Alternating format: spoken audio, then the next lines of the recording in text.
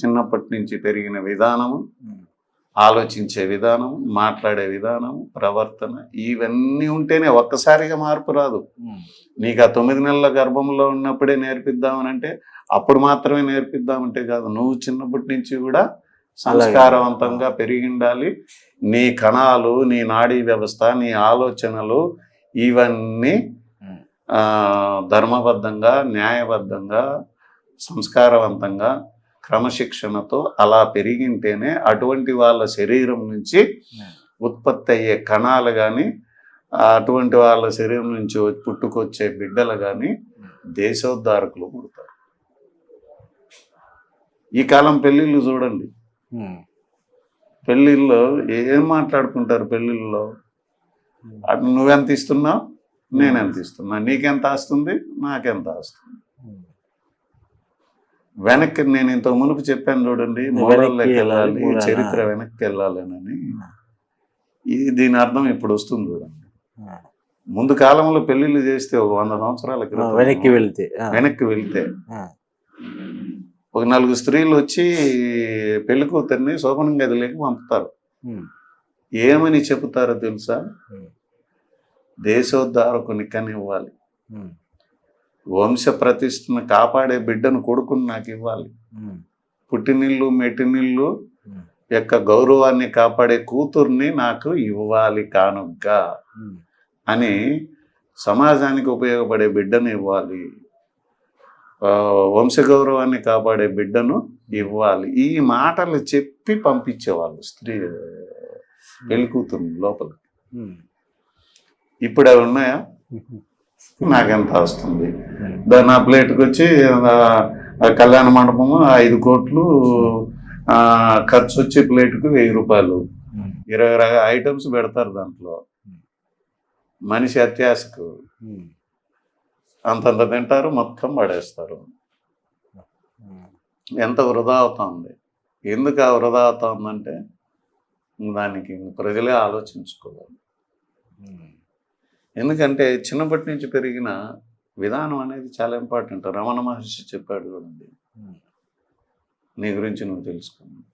అది ఎవరైతే తెలుసుకోలేదో వాళ్ళు ఇలాగే ప్రవర్తిస్తారు. ఎందుకంటే ఆ వాల్యూ తెలియదు, ధర్మం అంటే ఏంటో తెలియదు. అధర్మంతోనే బ్రతకడం అలవాటైపోయింది మనుషులకి. ఇవి తెలిస్తే కదా. ఎవరు చెప్తున్నారండి? తల్లిదండ్రులు చెప్పట్లా, టీచర్లు చెప్పట్లా, పెద్దవాళ్ళు చెబితే వినట్లా, ఆ మాటలు నచ్చట్లా, సెల్ ఫోన్ సర్వనాశనం చేసేస్తుంది. అయితే అట్లు నీ గురించి నువ్వు తెలుసుకో అంటే, ఎప్పుడైతే ఈ పెళ్లి కూతురు పెళ్లి కొడుకు వీళ్ళు ఏం మాట్లాడుకుంటారు, వాళ్ళు లోపల కూడా ఇదే మాట్లాడుకుంటారు. ఇప్పుడు ఎవరైనా పెళ్లి కొడుకు మంచి లోకాన్ని ఉద్ధరించే కొడుకుని ఇవ్వమని ఏ పెళ్లి కొడుకైనా పెళ్లి కూతురుని అడుగుతున్నాడా? అడిగారా? ఇప్పుడు ఆ థాట్ అన్నా ఉందా? లేదు. పోనీ నాకు మంచి బిడ్డను కుమారుణ్ణి ఇవ్వాల నాకు, నేను పెళ్లి కూతురు ఏమైనా అడుగుతుందా? ఇవి ఉండవు. లోపలంతా బంగారెంత, అదెంత, ఇదెంత కొంచెం మాట్లాడుకుంటారా, మళ్ళీ ఎంజాయ్మెంట్లోకి దిగుతారా, మళ్ళీ హనీమూన్ అంటారా, మళ్ళీ ఆ డబ్బులు ఖర్చు పెడతా తిరుగుతారా. అంటే దశ దిశ లేకుండా, ఏ ఆలోచన లేకుండా, ఒక మంచి ఆలోచన, మంచి నిర్ణయం, మంచి ప్రవర్తన ఇవి ఏమీ లేకుండా ఎంజాయ్ చేస్తుండగా వాడు వచ్చేసాడు. వచ్చినోడు ఎలా వచ్చాడు? వీళ్ళు ఇలా ప్రవర్తిస్తుంటే వచ్చేసాడు. ఇంకా వచ్చినోడు ఎలా ప్రవర్తిస్తాడు? వీళ్ళకే ఆలోచన లేదు మంచి పిల్లల్ని కనాలని, అన్నీ లెక్కలే.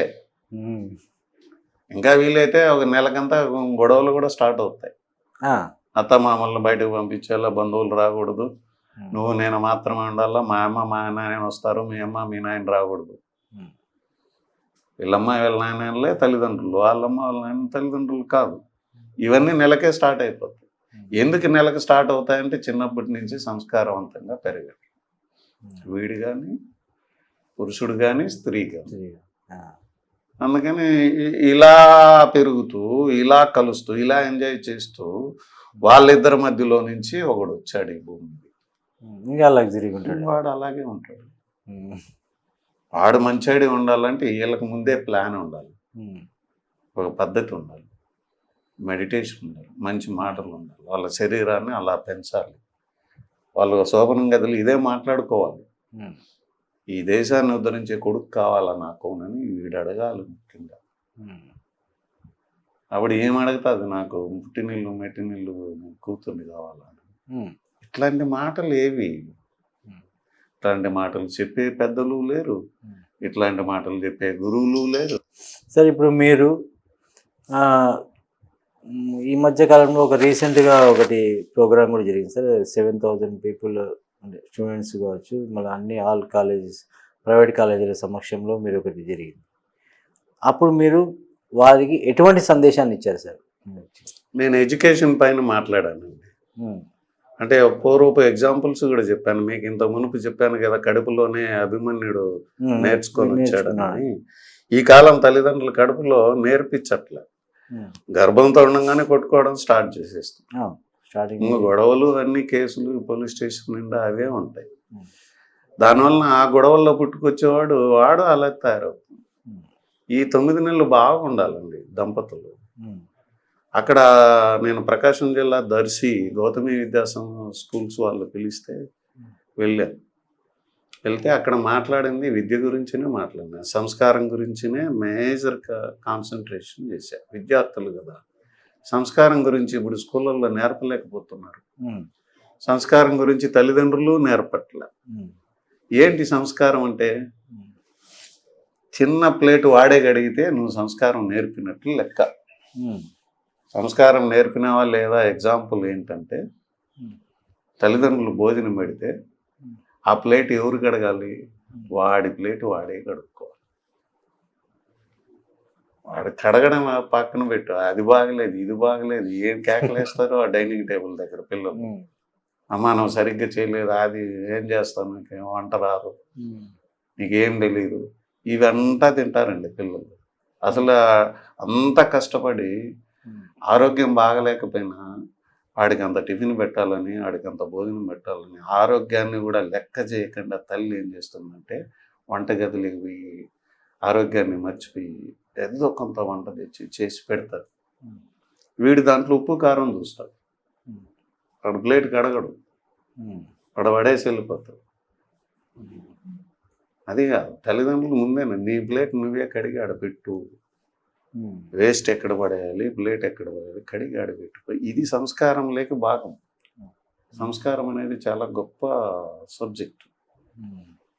మళ్ళీ డ్రెస్ కోడ్ కూడా సంస్కారమే, నడిచే విధానం సంస్కారమే, మాట్లాడే విధానం సంస్కారమే, కూర్చునే విధానం సంస్కారమే, పెద్దల ముందర ఎలా కూర్చోవాలనేది కూడా సంస్కారవంతమైన సిట్టింగ్ ఉంది. కూర్చునే పోస్చర్లో వీడు సంస్కారంగా ఉన్నాడా లేదా అనేది చూస్తేనే తెలిసిపోతుంది. ఇప్పుడేముంది, తండ్రి ఇంటికి వస్తే హాయ్ డాడీ అని అంటాడు, వాడు కుర్చీలో సోఫా మీద కాలు వేసుకొని చూసి హాయ్ డాడీ ఉద్యోగం చేసుకొని వస్తాడు ఫాదరు, లేకపోతే అమ్మ జాబ్ చేసి వస్తుంది, వీళ్ళు సోఫాలో కూర్చొని హాయ్ డాడీ హాయ్ మమ్మీ, కాలు కూడా దేరు కిందకి, కాలు మీద కాలు. ఇది సంస్కారం లేక వస్తుంది. ఇది ఎంత నేర్పుతున్నావు నువ్వు? ఇది తల్లిదండ్రుల యొక్క ప్రథమ బాధ్యత. అది వదిలేస్తున్నాడు. పోనీ ఇక్కడ మిస్ అయింది, స్కూళ్ళల్లో నేర్పట్లేదు. స్కూళ్ళల్లో కూడా అలాగే అయిపోయింది. చాలా తక్కువ స్కూల్లే నేర్పేది. కొంచెం ట్రస్టీ లాంటి స్కూళ్ళు, గ్రూపు అది ఉన్నవి, మిషనరీస్వి, అట్లాంటి వాటిల్లోనే కొన్ని వాటిల్లోనే అది నేర్పుతాను.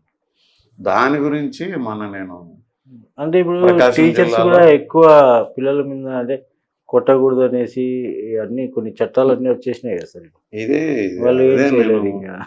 ముందే చెప్పాను చూడండి, ఫండమెంటల్ రైట్స్ ఇవన్నీ సెల్ ఫోన్ రావడం వల్ల అనేది.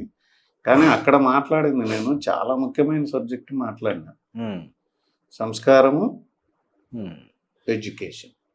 దానిపైన ఏమని మాట్లాడినా, కర్ణుడిది సబ్జెక్టు ఎడ్యుకేషన్ మీదనే ఉంది. మహాభారతం అందరూ వింటారండి, ఓ కొటేషన్ ఉంది మహాభారతానికి, వింటే భారతమే వినాలి లేకపోతే గారెలే తినాలని.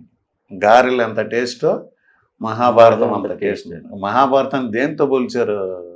గారెలతో పోల్చారు. అది మానవుని యొక్క ఆలోచన విధానం. తిండితో పోల్చారు.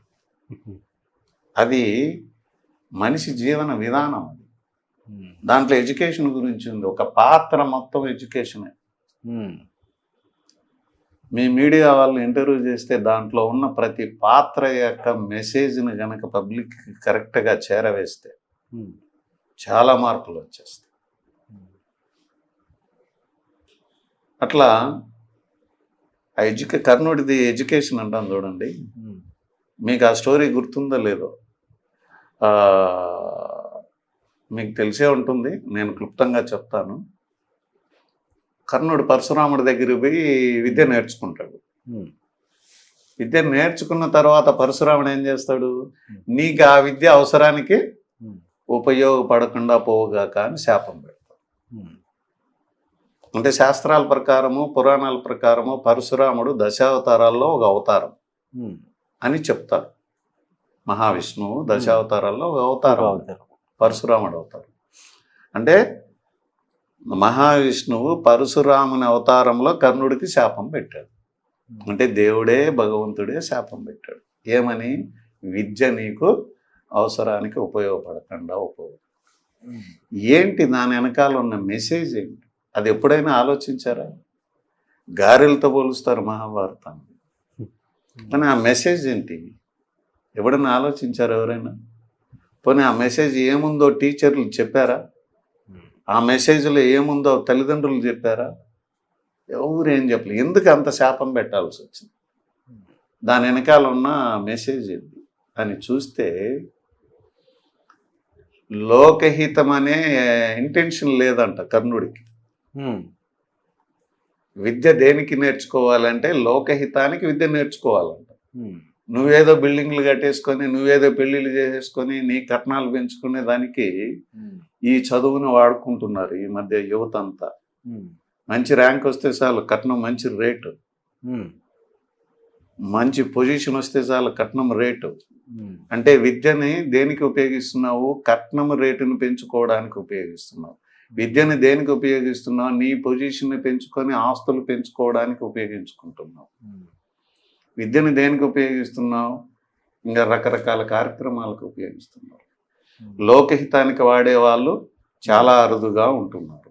ఇది తక్కువైపోయింది, అది ఎక్కువైపోయింది.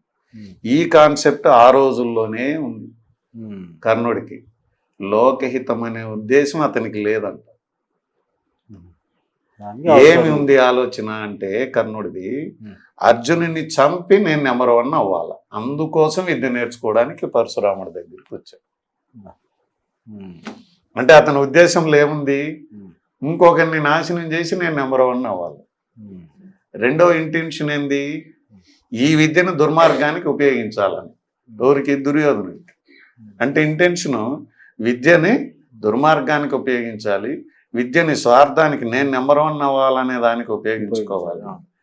విద్యని ఒకరిని చంపి నేను పైకి రావాలని అనే ఇంటెన్షన్ ఉంది దాంట్లో. బ్యాడ్ ఇంటెన్షన్ ఉంది.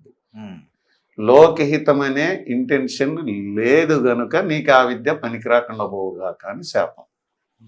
ఇప్పటి విద్యార్థులకు నేను చెప్పే మెసేజ్ ఏంటంటే, ఇప్పటి పేరెంట్స్కి నేను చెప్పే మెసేజ్ ఏంటంటే, మీ మీడియా ద్వారా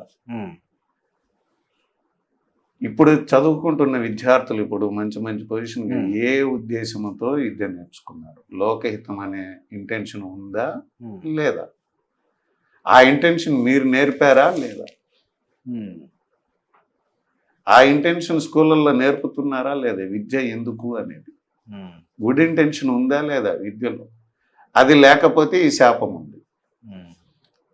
ఈడ పేరెంట్స్కి అందరికీ నా యొక్క విన్నపం ఏంటంటే, ఆ శాపం కర్ణుడికి కాదండి, సమస్త మానవాళికి. విద్యలో లోకహితం ఉండాలి. విద్యలో లోకహితం లేని ప్రతి విద్యార్థికి ఆ శాపం ఉంది. వీడు బాగా చదువుకుంటాడు, పుట్టుక్కున సూసైడ్ చేసుకుంటాడు. అవును. బాగా చదువుకుంటాడు, ఒత్తిడికి గురైపోయి పిచ్చెక్కిపోతుంది. బాగా చదువుకుంటాడు, పెళ్ళాం వస్తుంది, నరకం. బాగా చదువుకుంటుంది, స్త్రీ, భర్త వస్తాడు, నరకం. ఉమ్, వాళ్ళిద్దరు గొడవ పడుకుంటారు కట్న కానుకల విషయంలో.